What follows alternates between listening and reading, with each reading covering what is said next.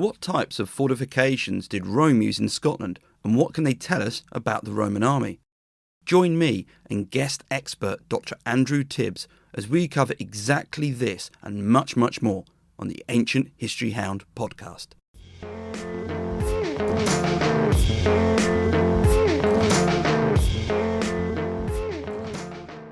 Hi and welcome, my name's Neil, and this is the first of 2 episodes on Roman Scotland. And it's 2 because when I got talking with my special guest, we really got talking. So I thought, why not split out what was going to be a single episode on fortifications in Roman Scotland and their campaigns there into 2 separate episodes. This one then is about the fortifications, and they tell us a great deal from what the Romans were trying to achieve there through to exactly how the Roman army functioned in the field. Added to this, we got to cover some of the questions that you kindly sent in. Thanks again for those. And by the way, I tried to include as many as I could. And these questions relate to things such as the logistics of water supplies through to what sort of settlements may have grown around the fortifications. So thanks again for them. As standard, you can find the notes for this episode, and I think that will really be relevant, particularly with the geography of Scotland, on ancientblogger.com. That's my website.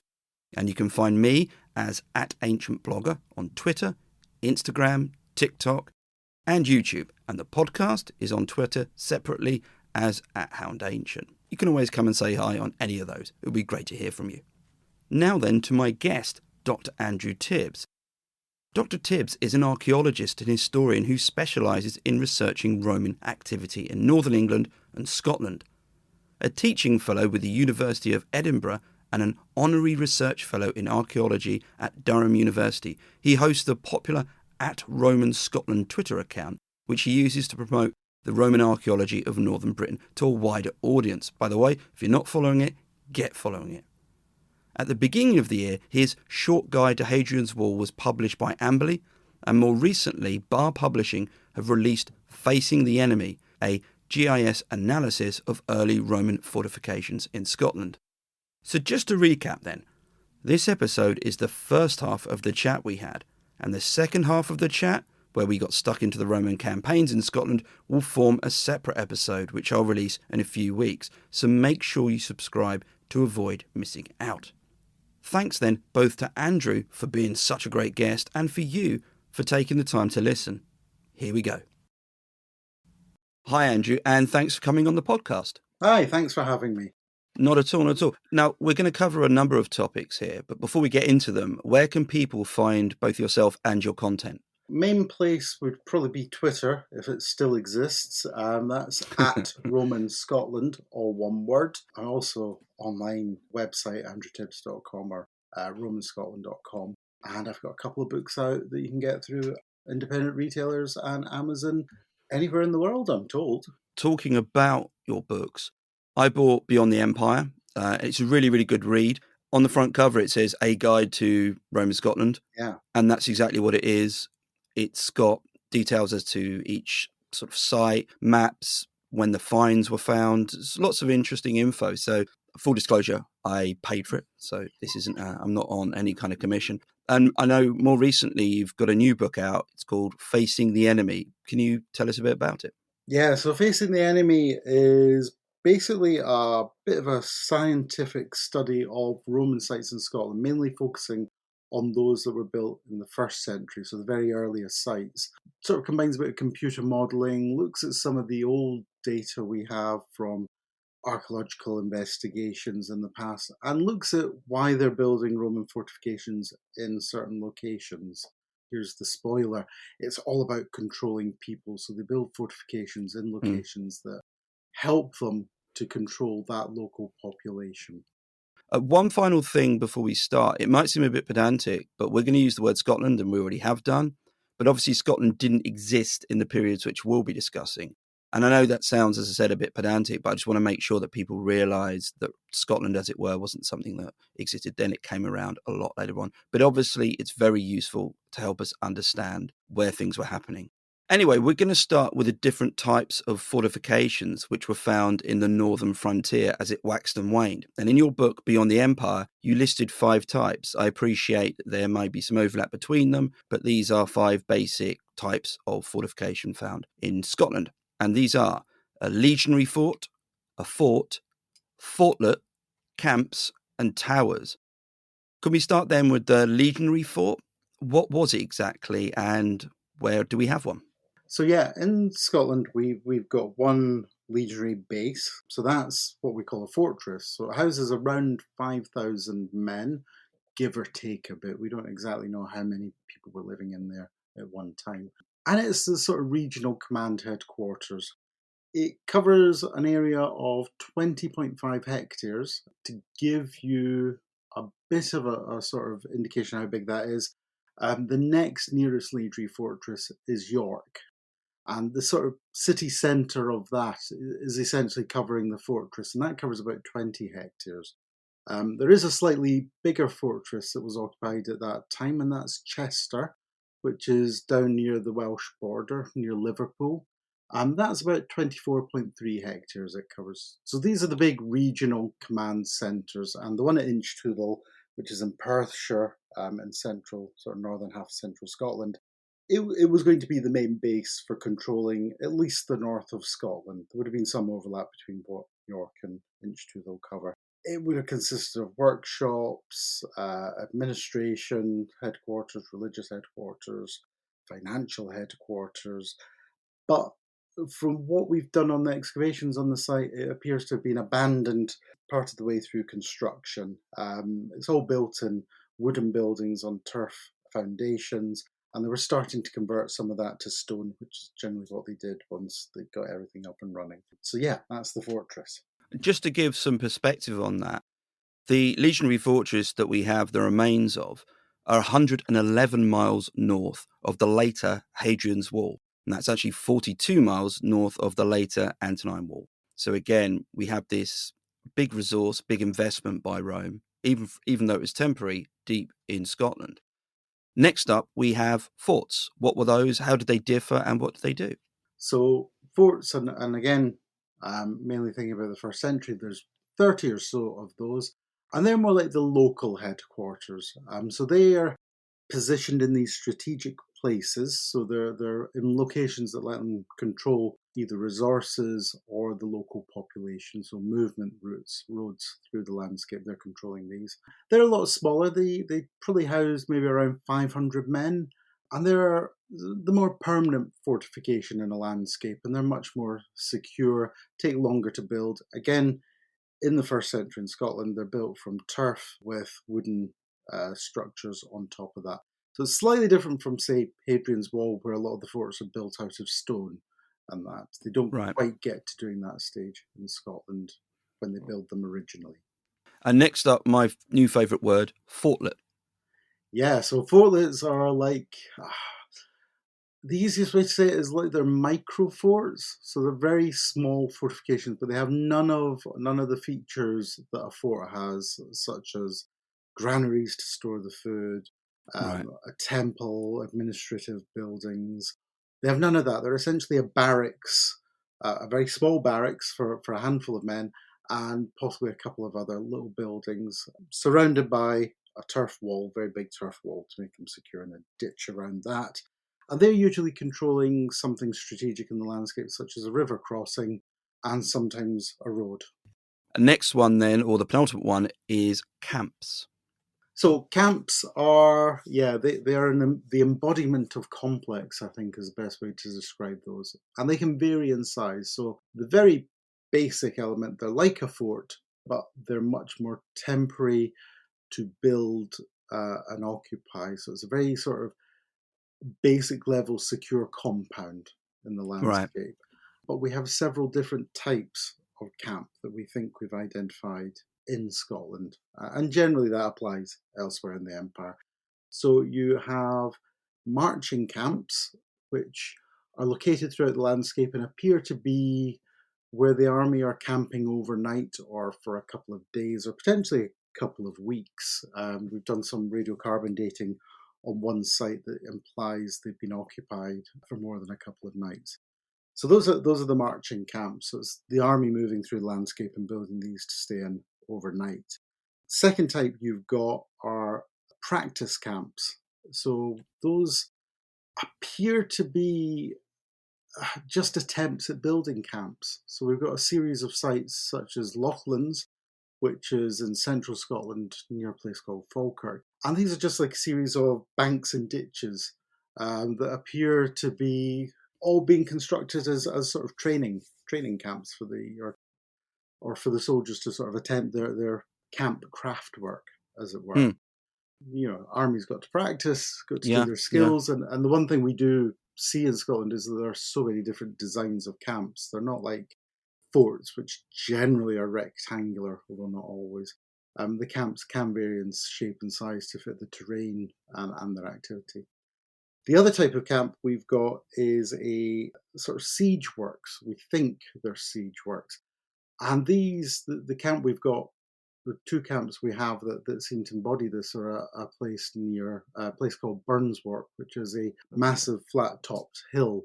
But there are two camps on the north and the south sides of this hill, and it appears that the army have been laying siege to them. Now, whether that was Hmm. as them practicing their craft work again, or whether it's them attempting to attack people on the hill, we're not quite sure. And archaeological debate seems to vary depending. Someone does a study, we change our mind. Someone does another study, we change our minds back. So there's still a lot of ongoing work in that area.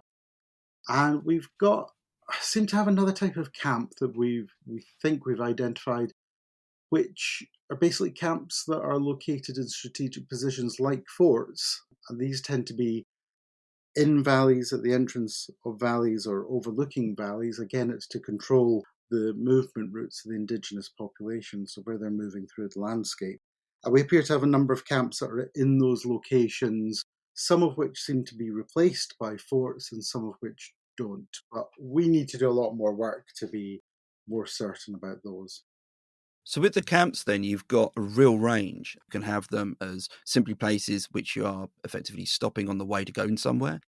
There could be somewhere that you are practicing your craft, and I find that particularly interesting because, of course, we always think of the Roman army as being professional. It's one of the words that's often used for them. They're professional because they train so much.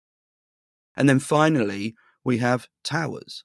Yeah, we've got towers. Now, these seem to just date to the first century in Scotland. There's some indication they may date to one of the later invasions of Scotland, some of them, but jury's still out on that. But these are essentially, they combine two roles, or they seem to combine two roles, that they seem to be watchtowers, so alerting if there are problems, and they also appear to be signal towers, so carrying signals from one location to another.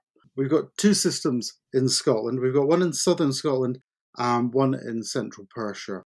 And the one in southern Scotland seems to be an early warning system. So a series of towers quite far apart, and they signal back to a place called Melrose. The Roman fort there is called Tremontium. So it's a series of camps, fort that's been reoccupied and rebuilt on several occasions, and a few other things that are going on in that area. The one in Perthshire, the towers are much closer together, and it seems to have the capacity to relay a signal from one location to another, potentially the fortress at Inchtoodle. And I'll just briefly mention a bit about signalling, because it's not just a case of one site signalling another. We don't really know how they were signalling. Automatically, my brain went to fires as being the main way to signal, but Yeah, it's so we've got several methods, and there's actually been quite a lot written in the classical period about signalling, particularly in the sort of main part of the Greek period. They would tend to use a lot of flashing helioglyphs, which is mhm. mirrors flashing at each other. Of course, the weather in Scotland doesn't really lend itself to that on a Yeah, lot of occasions. those long sunny days. Yeah, exactly. The other method that's potentially been in use in Scotland, other than sort of fires, would be semaphore, so flags waving at each Ah, other. But of course, that's all very good and well during the daytime, but you can't see anything at night. no. So, which kind of leaves 8, 9 hours week period that you could attack something and not be seen. So it's probably likely to have been fires, but that in itself has a number of issues which we need to think about. And I won't go into all that here, but it's like if you've got a square tower that has four sides, and you've got something signalling on both sides, does that mean you have a flame or a fire on both sides, or do you have it on the roof? The issue with that is if you're talking about a wooden tower and you've got a brazier on top, that's potentially not a very suitable situation. So Yeah. there are a lot of issues and questions with this that people have been looking at. And I won't go into that because we're not doing signaling today. The other challenge we've got is the signaling distances. So 6 kilometers is what studies have shown the maximum visibility for the human eye to be able to make out what is approaching. So you're doing an early warning system. You've then got to relay that back. 6 kilometers is also, sorry, slightly more than 6 kilometers is the distance that signals can be made out as well. So Hmm. you've got to have a site 2 towers less than that distance apart to be able to make out the signalling. All right. So that's a bit of a challenge in the Scottish borders. They would have been able to do a signal, but you would have been able to make out much more than there's a fire and they're Mm. blocking it or there's a flag being waved. So that's one type of system. And then in central Persia, the towers are a lot closer together, which indicates they may be relaying messages. So towers, incredibly complex, but Hmm. we're working on it. There was one I know that was found in the Netherlands, and it was on the banks, I think it's of the Rhine. It was dated to AD 50, so it's sort of commensurate with the first century AD. And it was apparently, they've estimated it was 16 feet high, which is just under 5 meters. And the base was a square 10 feet along each side. And this apparently had stakes around it. Could any of those towers look like this, or was there a general design they followed? So the tower you're talking about was found on the Oud Rhine. So it's the old Rhine. It's Oh, okay. tributary, and it's part of river defences, a river defence network. Mm, Protecting the Roman fortifications has been theorised that that's all to do with an aborted invasion of Britain, but won't go into that one today. mm, The towers in Scotland are a mixture of designs. In southern Scotland, in the Scottish borders, there is a bit of an indication that these may have been stone towers. right. But a lot of this comes down to 18th, 19th, early 20th century investigations of sites, which would not have been as rigorous as we would do today. And a lot of that does need revisiting, Mm, just to try and confirm things, maybe try and get some dating, all that sort of stuff. In northern or Perthshire, in the northern part of Scotland, the towers tend to be more of a design of 4 pillars, 4 posts, surrounded by a bank and a ditch. That's the oh, general design of those. We haven't, we've not really done many extensively detailed excavations for a couple of decades now, but there doesn't seem to be any indication that there are stakes around it in the right. same way that the site you're talking about in the Netherlands has. But a lot of these sites are quite well worn, Mm, and very few of them are anywhere near half the original height they were. So if mm, there were stakes around them, there's a good chance that evidence has disappeared. yeah, Um, yeah. but you know, we don't know either way. Perhaps we'll find out some more information about them. And I dare say if we do, that will be on at Roman Scotland. So again, follow the Twitter. You'll hear it there first. I've got some questions. If you've sent any of these, thanks very much. I couldn't include all of the questions. And the first one is logistics, which is hugely important. People tend to forget how much this was a vital component to how Rome did what it did. You don't move people around the empire without being able to feed and water them. And this relates to water usage. So, did the Roman forts or fortifications rely on rivers and streams, or did they dig wells? It's a very good question, and it's a bit of both.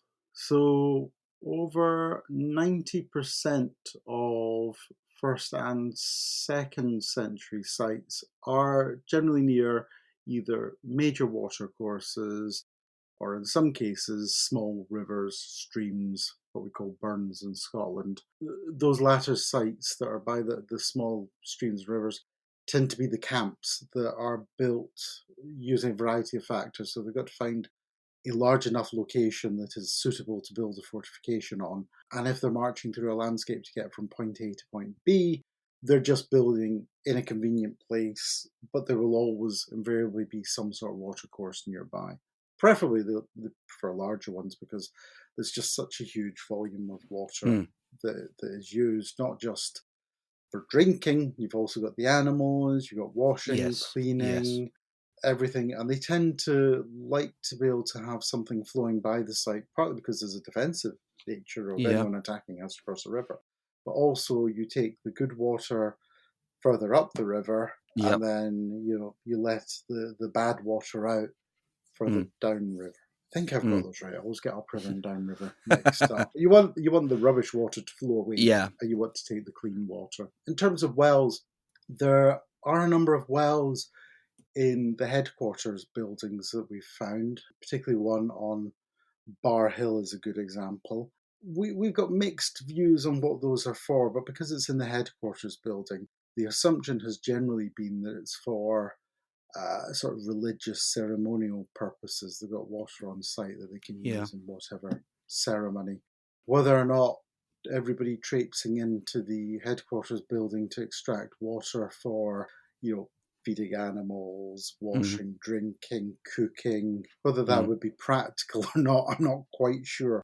Um, but Bar Hill is highest point of the Antonine Wall. It's fairly inaccessible. There aren't many water supplies. There's no rivers running Mm. nearby. There may be some springs in the local area, but yeah, they're using wells. The other thing we've got, and there's some great examples on Hadrian's Wall, Housesteads for, and I think Vindolanda for, are big containers that they've built to house rainwater in. So Right. Okay. Housesteads on top of a crags. There is no water up on the top. The nearest spring Mm. is at the foot of the crags within the Roman area, so it's fairly secure to get water, but it's a hassle to go up and down. So they do have big troughs, stone-built troughs that Mm. they store water in. That seems to happen elsewhere in the more sort of inaccessible areas. So preference for a watercourse, wells if they have to. I did some basic mathematics on this. If you take 7 litres as what they expect a legionary may well have used, and then if you consider that there are 5,000 men in that legionary fort that you mentioned, and again, with the caveat that there were 5,000 men in that fort at that time, you might have had a few cohorts outside, perhaps going elsewhere. And also, there's a lot of references in antiquity to sort of paper strength, people referring to a legion as being this many men. In theory, however, it was often operating under strength. So just with those two numbers, you come to a figure of around 35,000 litres a day. That's 9,200 US gallons. And I also haven't added something you mentioned, which was particularly important and very, very demanding in terms of water: animals, pack animals, horses, things like that. So that gives you a sort of number to have a think about as how much they needed water. And again, Rome was successful in doing what it did, largely because it had a very well-trained army, but also because it got its logistics right. The second question I have relates to what type of settlements might grow up around a fort. Now, these are often referred to as a vicus. Do we have any of them in Scotland? So a vicus is essentially sort of a settlement with a bit of status. We don't really have any of those in Scotland. What we do have is an example at Inveresk, which is a fort that gets built in 2nd century, and there's a settlement that grows up around that. It's now the modern village of Inveresk. It's sort of very lovely, picturesque place. And occasionally there are pockets of development when they build new houses or do things in the village and uncover some of the Roman remains. And it seems to be quite a large settlement that seems to go on throughout the Roman period in Scotland. It's probably the only example of anything near a vicus that we have.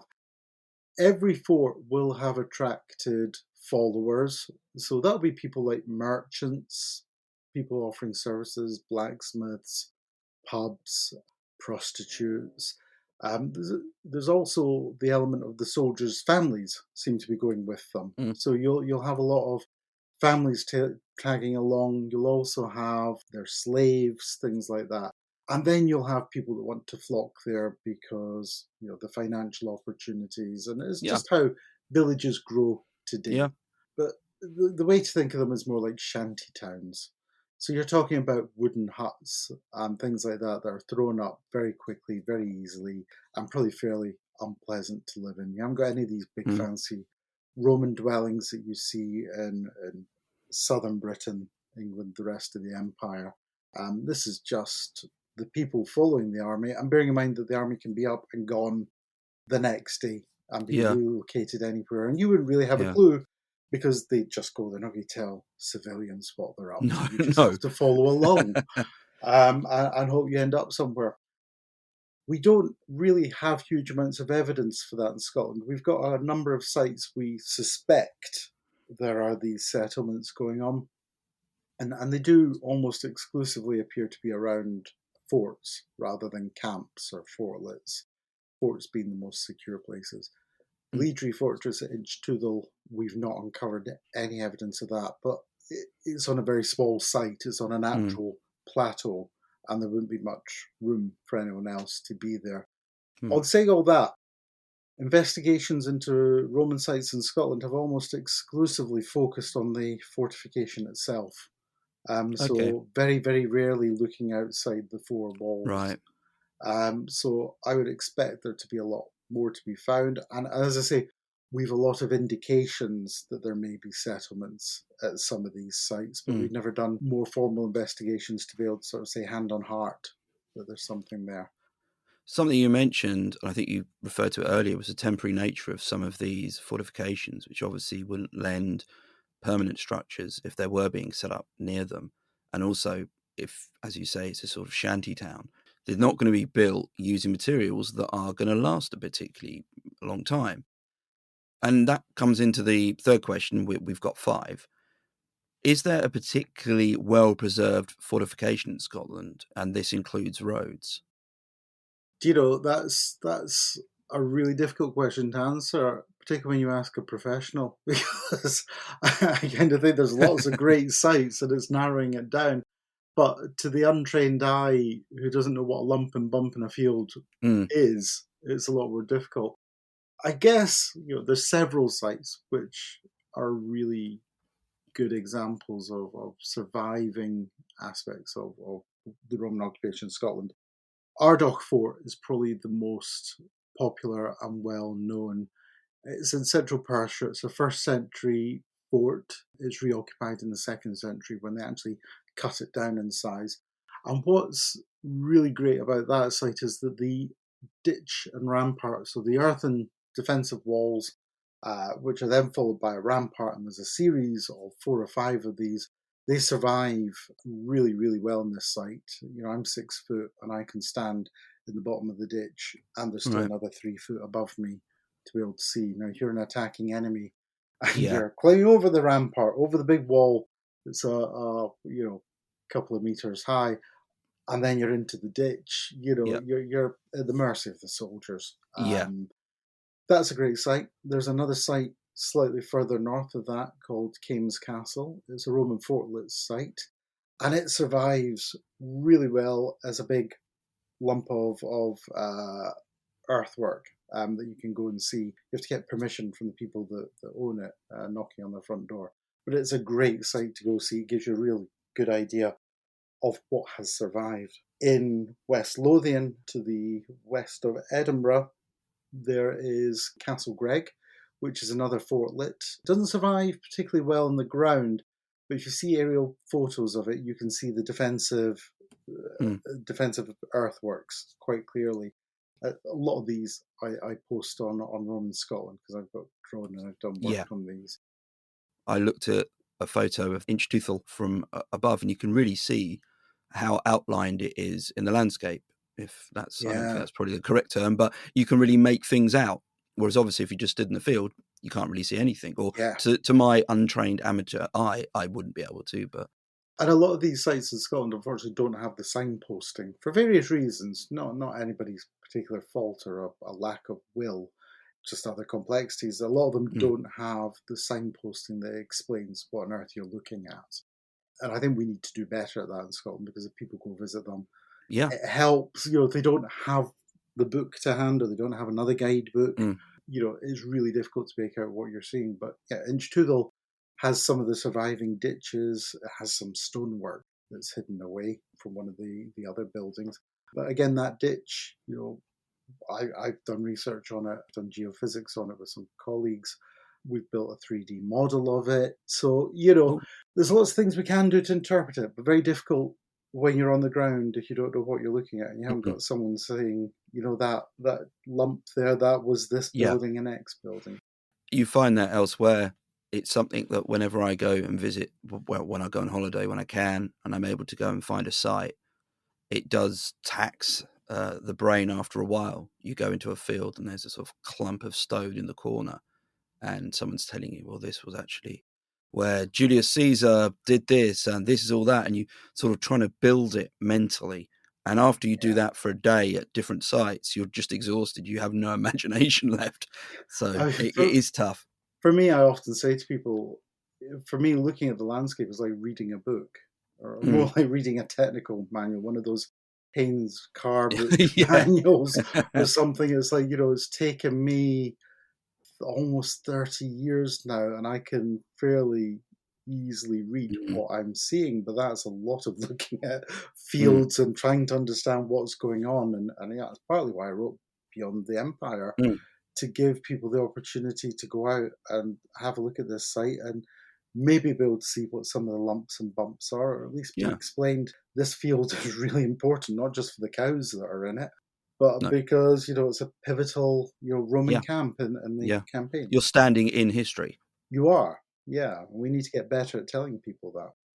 The penultimate question involves Stirling, which is definitely still here. And this is located northeast of Glasgow, northwest of Edinburgh. And you may have heard of it because the relevance with it being a strategic point is held much later in history. In fact, this is a part of the world where Scotland and the advancing English army clashed. In fact, they were defeated there, according to my notes, in 1297 by William Wallace, nonetheless. But back to earlier times is obviously an important strategic point in later history. Was it particularly important in the time when the Roman campaigns were acting there? Is there anything that we found at Stirling?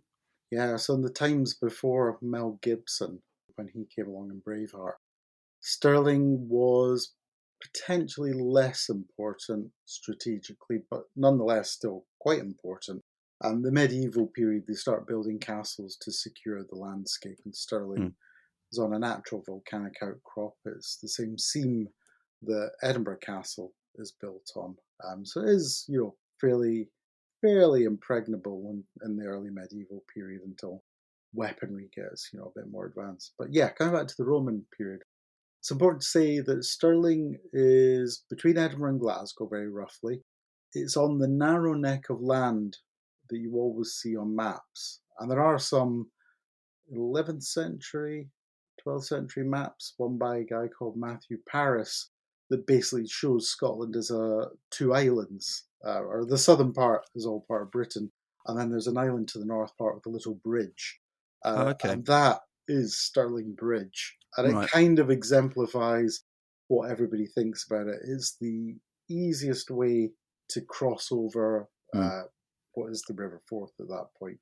The Firth of Forth, the Firth being the inlet, the estuary, turns into the river, runs past Stirling. There used to be a lot of sea-going ships could get there in the medieval period, which is why Stirling becomes this big important centre later in history. In the Roman period, there's nothing we're aware of going on at Stirling. There are second century fortifications much further near the river mouth at Inveresk, to the east of Edinburgh, and Crammon to the west of Edinburgh. Earlier than that, there isn't much going on, and later than that, there doesn't really seem to be much going on. The river, crossing the river in the Stirling area, and I use that very loosely, the wider area, would have been very important. There were fords across the river. We don't know if they're in use in the Roman period, but we do know the Romans are marching northwards and they have to cross somewhere. So we've got a few fords we think it could be.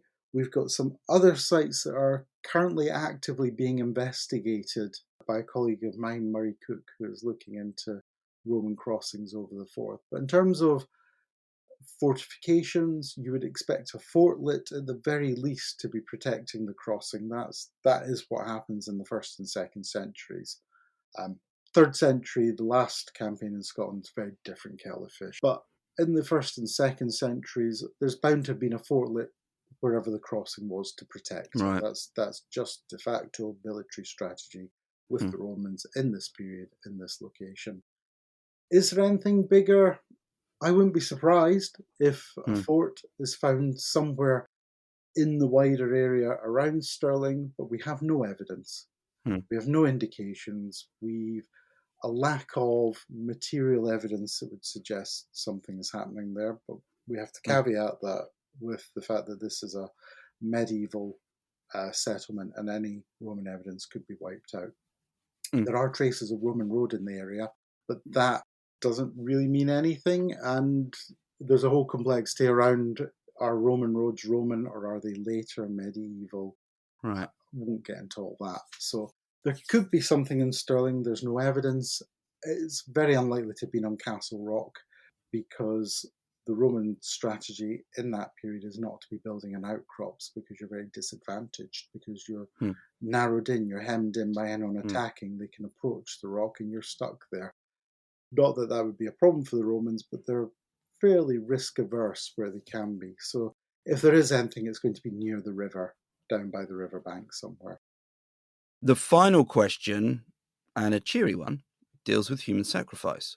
And that's because there were some human remains that were found at Tremontium, which is something you mentioned earlier. It's a Roman fort located near Melrose on the Scottish borders. So these human remains that were found, is there any evidence to suggest that was part of human sacrifice or human sacrifice was involved in some way? So I think the first thing to say is I'm not aware of any evidence of human sacrifice in Scotland, really in most of Britain in this period. But the thing is, what is human sacrifice? Humans have been killing humans since the dawn of time. As archaeologists, we find human remains and we analyze them, and we can tell a heck of a lot by analyzing them, But how do we know if that's human sacrifice as opposed to murder? Human sacrifice has an element of religious ritual about that. You're very unlikely to find anything that conclusively leads you to be able to positively, definitely say this has been human sacrifice, as opposed to, is it someone buried with grave goods? Has it been murder? All these things. We've got a series of something like 50, I think it is, beheaded bodies that were found at York, which date to Roman times. Is that human sacrifice or is that just beheading prisoners or, getting rid of a problem? We've got something similar in East Lothian from an Iron Age hill fort that there's 20 or so, 30 bodies of youths, I think they were described as, who had been beheaded as well. Now, beheading is just a Roman way of killing people. Yep. Quite easy, fairly symbolic. You've got the head and you can do anything with that. What is human sacrifice has to be your first definition, and then how do you know how you define it is how the Romans defined it and is applied to remains. So I did a 2-parter podcast on human sacrifice in antiquity. And what you've mentioned, context, is really the most important part. Tremontian Trust are on Twitter, and they're fantastic. I follow them, so you can always check in with them as well. I'm sure they'll be able to help you out with any more details. And that is where this part of our chat ended. That is to say, the stuff relating to Roman fortifications. I hope you enjoyed it, and please start using the word fortlet more often. And if you've got any feedback, which can also be a review or a rating, just do it, or come and say hello. Until next time, more fortlets please, keep well and stay safe.